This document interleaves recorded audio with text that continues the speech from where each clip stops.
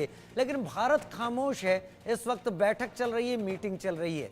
जंग के पहले क्या तैयारी इसी तरीके से होती है कि अपने दुश्मन को मात देनी है तो क्या, कब, कहां, यह तय करना बहुत अहम होता है। हमारा मीडिया भी खामोश है, देशवासी भी खामोश है। वो साफ तौर पे पूछ रहे कब, क्यों, किस समय होगा, लेकिन इसके अलावा कोई जबरदस्त प्रेशर नहीं है सरकार के ऊपर। सरकार संयम बरती हुई है। ये साफ तौर पर दर्शा रहा है कि हम बड़े सोच समझ के अगला फैसला ले रहे हैं। सेना ने हर प्रकार से अपनी तैयारी पूरी कर ली है। अगला कार्रवाई जब भी होगी बड़ी स्विफ्ट होगी, बड़ी स्पीडी होगी, बड़ी सरप्राइज होगा और सीक्रेट होगी। ये अगले 24 घंटे में होती है, 48 घंटे में होती है, 72 घंटे में, ये तो कोई नहीं जानता। लेकिन वास्तव में इस बारी का जो युद्ध है बड़ा भयानक होगा, पाकिस्तान के लिए बड़ा डिस्ट्रक्टिव होगा। इसका मकसद इस बारी है कि पाकिस्तान की सेना की जो कार्रवाई है, जिसके माध्यम से वो हिंदुस्तान के खिलाफ बार बार साजिश करते हैं, उसको बर्बाद करना। अगर आपको याद है, जब हमने उरी सर्जिकल स्ट्राइक की थी तो हमने उनके टेररिस्ट ट्रेनिंग कैंप्स और लॉन्च पैड के खिलाफ की थी। जब हमने बालाकोट स्ट्राइक की थी वो भी टेररिस्ट ट्रेनिंग हेडक्वार्टर के खिलाफ की थी। इस बारी जो है हमारे प्रधानमंत्री ने साफ तौर पे कहा कि जो इनके पीछे है, यानी जो इनको प्लानिंग में और एग्जीक्यूशन में मदद करते हैं, साफ तौर पे इशारा है पाकिस्तान की आर्मी और आईएसआई का। उनको भी नहीं बख्शेंगे और उनको ऐसा सबक सिखाएंगे जिसका उनको अंजाम भी नहीं है। इस समय मुझे साफ तौर पे नजर आता है कि वहाँ के अवाम जो है उनका पाकिस्तान की आर्मी के ऊपर से भरोसा हट रहा है। बड़े पैमाने पर वो साफ तौर पे जानते हैं कि उनके जो जनरल है वास्तव में फौजी नहीं है। वो तो साफ तौर पे उनके जो पत्रकार है वो कह रहे हैं कि हमारे जो जनरल्स हैं वो सारे के सारे बिजनेस मैनेजर्स हैं। जितना भी कारोबार है वहाँ पे, इंडस्ट्री चल रही है, फैक्ट्री चल रही है, सब यही चला रहे हैं। फिर इनके सब के बच्चे जो है बाहर पढ़ रहे हैं, जबकि पाकिस्तान करेंसी कौड़ी के बराबर है। इन्होंने इस समय इतने घबरा गए हैं कि अपने परिवारों को बाहर भेज दिया है, जनरल्स ने भी और कुछ पॉलिटिकल लीडर्स ने भी, इंक्लूडिंग बिलावल भुट्टो। ये साफ तौर पर दर्शाता है कि इनको आवाम की फिक्र नहीं है। और इसी को निगाह में रखते हुए बहुत बड़े पैमाने पर आज पाकिस्तान का आवाम जो है उनकी आर्मी और आईएसआई के खिलाफ हो रहा है। और अगर ये वास्तव में सच है और यकीनन ये हो जाता है, तो मुझे पक्का यकीन है कि अगले 6 महीने में, इस साल में या 2 साल में पाकिस्तान में बहुत बड़ी तब्दीली आएगी। मिलिट्री को हमेशा से बैरक्स में भेज दिया जाएगा और एक खुलकर सिविलियन एडमिनिस्ट्रेशन आएगी जो वास्तव में पाकिस्तान को कंट्रोल करेगी। सिविल एडमिनिस्ट्रेशन किसी प्रकार से पाकिस्तान और हिंदुस्तान के अंदर बैर नहीं चाहती। नवाज शरीफ के परिवार जो थे, जो दूसरा परिवार है, वो सारे बिजनेसमैन हैं। वो साफ साफ तौर पे समझते हैं कि हिंदुस्तान के साथ समझौता करना चाहिए, हिंदुस्तान के साथ बिजनेस करना चाहिए, हिंदुस्तान के साथ ट्रेडिंग करना चाहिए, तो दोनों देश के हित में होगा और साथ को आगे ले जाना चाहिए। लेकिन पाकिस्तान की आर्मी और आईएसआई अपनी अहमियत को कायम रखने के लिए हमेशा कहती है कि हिंदुस्तान हमसे दुश्मन है, हिंदुस्तान हमारे ऊपर ये करने वाला है, जबकि हिंदुस्तान ने आज तक पाकिस्तान के खिलाफ कोई कार्रवाई नहीं की। 48 हुआ, 65 हुआ, 71 हुआ, 99 हुआ, हर बारी पाकिस्तान ने हमको ललकारा है। जवाबी कार्रवाई में हमने उनको मुंह तोड़ जवाब दिया है। अभी भी देखो हमारी तरफ से खामोशी है। अनप्रोवोक्ड फायरिंग पाकिस्तान 40 बारी सीजफायर वायलेशन कर चुका है।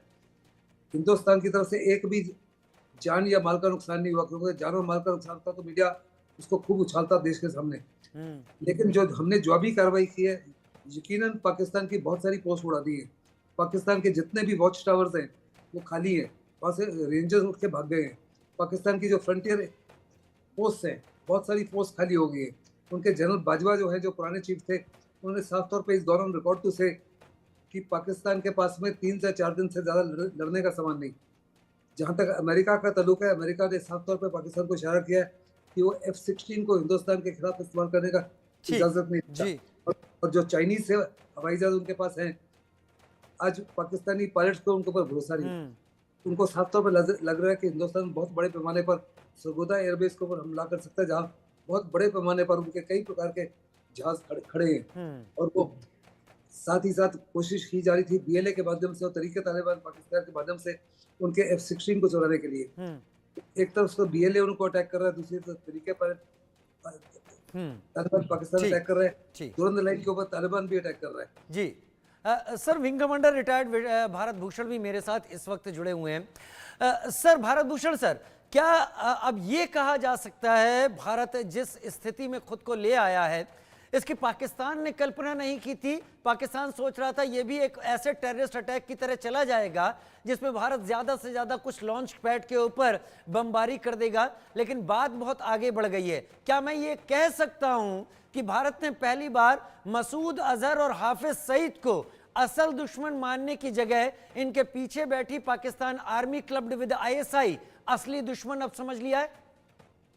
हाँ जी, ये करेक्ट है कि जो हमने जो पहले अब की बार आइसोलेटेड अटैक किया था पिछली बार, अब की बार तो सारे मतलब वो जैसे प्राइम मिनिस्टर ने कहा है कि जितने भी उसके पीछे हैं, जितने लोग ये लगे पड़े सबको हम देखेंगे। अगर आप याद रखें, मैं 1965 में भी था और 1971 में भी था। उस टाइम में भी इन्होंने ऐसी बयानबाजी करी, ऐसी एडवेंचरिज्म करी, और हमारे पास तो जहाज थे जो वीक थे, फिर भी हमने उनको मात दिया। और अब तो हम बहुत ही स्ट्रांग हैं।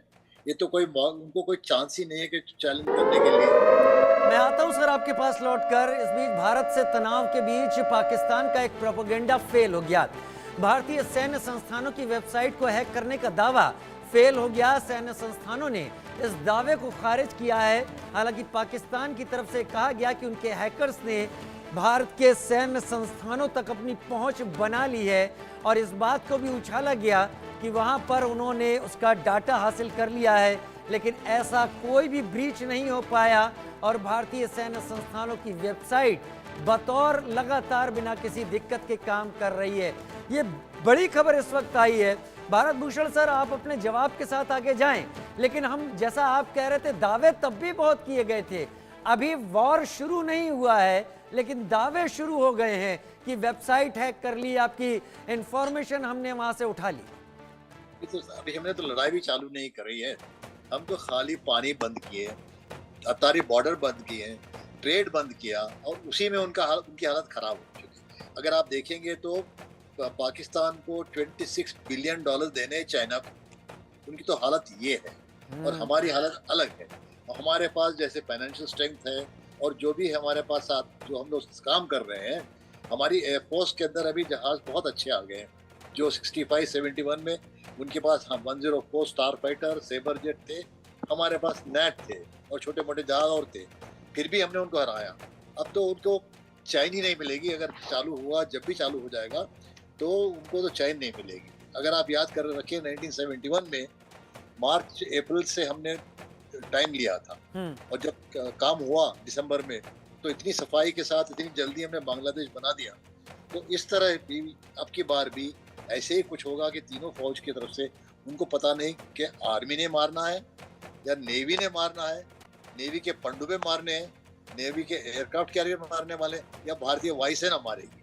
तो उनका, और उस तरफ से भी उनको जो है बलूचिस्तान और जो पाक ऑक्युपाइड कश्मीर से भी उनको लड़ाई हो रही है। तो उनकी मतलब बहुत ही हालत खराब है। जब जिधर जाता है मरने तो चिल्लाता है। यही है बात अभी, यही है बात अभी, क्योंकि पाकिस्तान इस वक्त चिल्ला रहा है। मेजर जनरल पीके सहगल, पाकिस्तान के 5 अलग अलग हिस्से अगर देखे जाएं, एक सिंध हो जाता है जहां पर